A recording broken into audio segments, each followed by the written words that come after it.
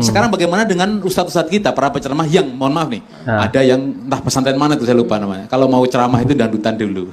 Itu ustadz, pendakwah. Iya, memang benar ya teman-teman ya. Coba teman-teman simak videonya seperti ini.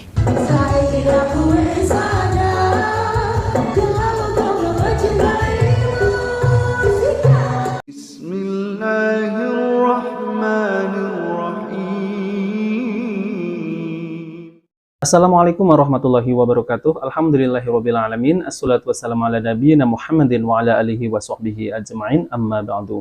Teman-teman yang dimuliakan oleh Allah Subhanahu wa taala, kita bertemu kembali di channel Cahaya Hidayah. Jadi di video kali ini kita akan membahas yaitu terkait masalah MUI yang menyatakan bahwa dai-dai lulusan dari Madinah ini dimintai sertifikasi kepada MUI ya, teman-teman. Sekarang ini memang aneh ya, saat Ustadz lulusan Dr. Komlut S3 kuliah di Madinah dan pernah mengajar di Madinah, di Masjid Madinah ya, seperti Ustadz Dr. Firanda Andirja MA, Hafidhullah Ta'ala, itu sampai di Indonesia, mereka ini akan dimintai mengurus untuk sertifikasi dai di MUI. Nah teman-teman, apakah standarisasi untuk berceramah ya di Indonesia ini harus dimintai sertifikasi dari MUI? Jadi ini kalau bagi saya ini menurut MUI ya teman-teman ya, ceramah-ceramah yang disampaikan oleh Ustadz dai-dai Salafi ini menurut MUI ini tidak memenuhi syarat standarisasi. Namun anehnya ya teman-teman, di dalam diskusi tersebut ini ya MUI itu ada seorang yang mengatakan bahwa ada pengajian di mana pengajian tersebut itu sebelum dimulai itu ada dangdutnya dulu. Nah teman-teman, kalau tidak percaya ya, saya akan tampilkan ini ya.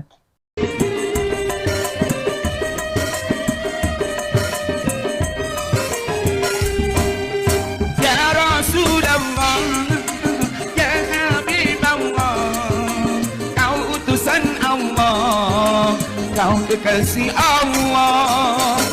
Ini sebelum pengajian dimulai ya, ini ada dangdutannya dulu. Bahkan di sela-sela pengajian juga ada dangdutannya.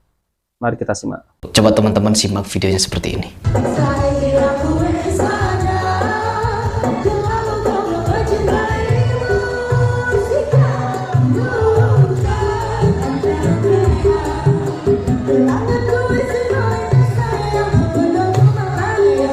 Nah teman-teman, benar kan ya?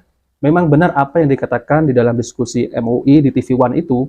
Ada seorang kiai yang mengatakan bahwa ada pengajian, sebelum pengajian itu dimulai dengan dangdutan.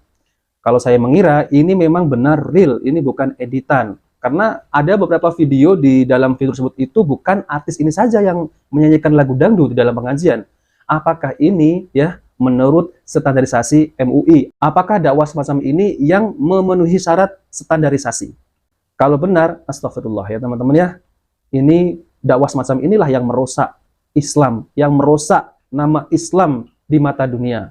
Padahal ya teman-teman ya, Ustadz Salafi ini, beliau ini lulusan Madinah, bahkan seperti Ustadz Dr. Firanda, ini lulusan Komlot ya, S3. Dan beliau di sana ini ditunjuk oleh kerajaan Arab Saudi untuk mengisi kajian di Masjid Nabawi. Nah teman-teman, oke mari kita simak video ini dari TV One ya.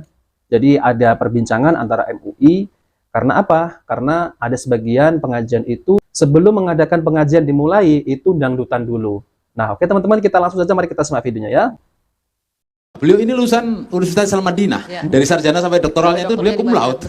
Kalau misalkan sekarang katakanlah nih, Ustadz Syuhud menyarankan dia itu sudah apa namanya ikut sertifikasi kayaknya atau belum.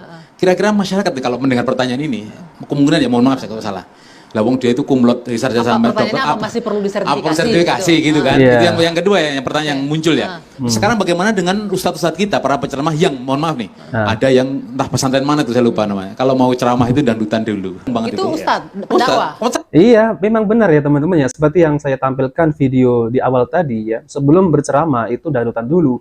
Bahkan di sela-sela ceramah ya, di pertengahan itu ada juga yang dangdutan juga.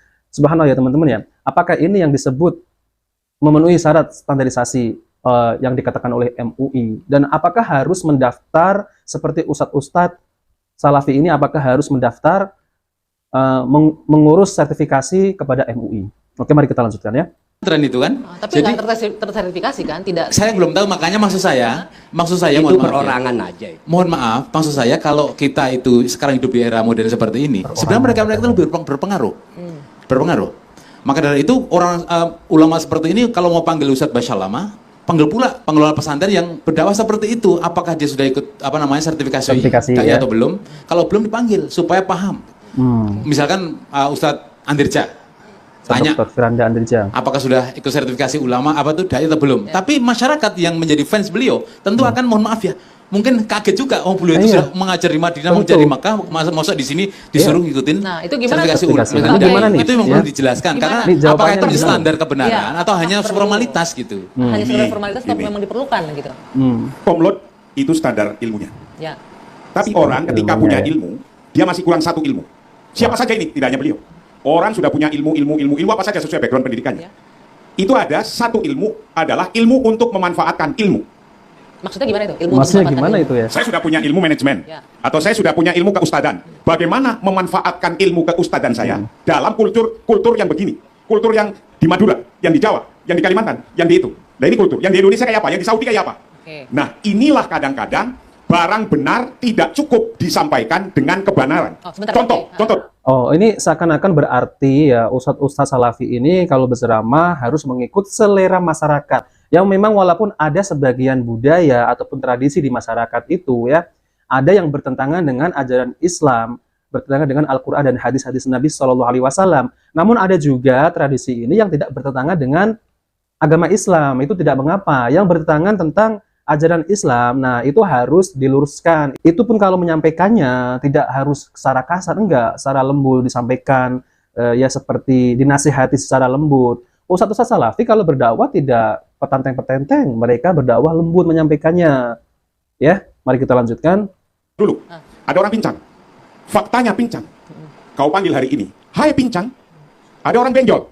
Faktanya benjol. Peang, faktanya peang. Kau panggil, hai benjol, hai pencang. Ini nggak Marah nyambung nggak? sama sekali ya. Lucu. Berarti di atas hukum fakta ada namanya akhlak. Ada. Inilah yang akhlak itulah kesesuaian untuk ilmu, untuk memanfaatkan ilmu. Apakah ini artinya Ustadz Syafiq Riza Basalama belum bisa memanfaatkan ilmu yang dia punya gitu untuk Ya begini, faktanya di Jawa Timur ribuan pengajian jalan. Oke. Kemudian beliau ada penolakan. Mestinya beliau bertanya juga dalam dirinya sendiri, how can they refuse me? Kenapa mereka menolak saya? Ada apa? Apakah ada bahasa saya yang kurang nyambung? Apakah ada bahasa-bahasa saya yang menginjak? Apakah ada? Nah ketika itu dicari, Muhammadiyah dan NU dua-duanya mencari itu. Dan ketemu akhirnya. Maka ketika ketemu, betapapun lebarannya berbeda, Tetap akul saja. puasanya berbeda, Nah, it's okay. Pak Kiai. Satu rumah lu bisa beda puasanya dan satu beda lebarannya. Ya itu jelas berbeda ya teman-teman kalau terkait masalah itu ya teman-teman ya. Masalahnya gini ya, Ustadz Dr. Syafiq Riza Basalama ya, itu ketika berceramah di Surabaya, di Jawa Timur ya, masyarakat itu menerima. Namun yang tidak menerima ya, yaitu banser ya. Yang memprovokatori adalah banser. Yang ingin ceramah Ustadz Dr. Syafiq Riza Basalama ini dibubarkan.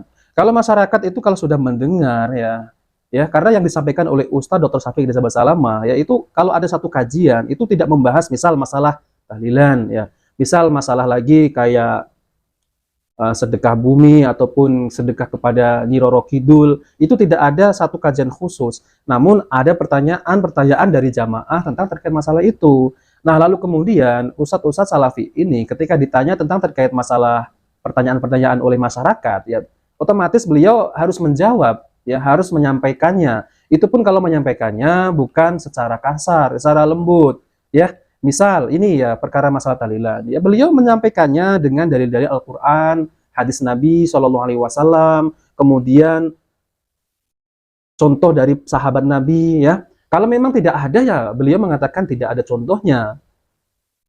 Bahkan 4 imam mazhab juga tidak mencontohkan. Nah, seperti itulah ya yang disampaikan oleh ustadz-ustadz yang bermanhaj salaf.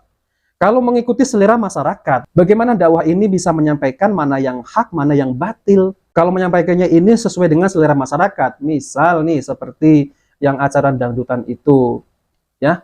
Pertama-tama sebelum pengajian dimulai dangdutan dulu, lalu kemudian ada biduannya. Ya jelas itu memang disukai masyarakat, ya. Dan kalau ini dibiarkan terus-terusan, Islam ini akan tinggal namanya doang, namanya Islam, namun ajarannya jauh dari apa yang diajarkan oleh baginda Nabi Shallallahu Alaihi Wasallam.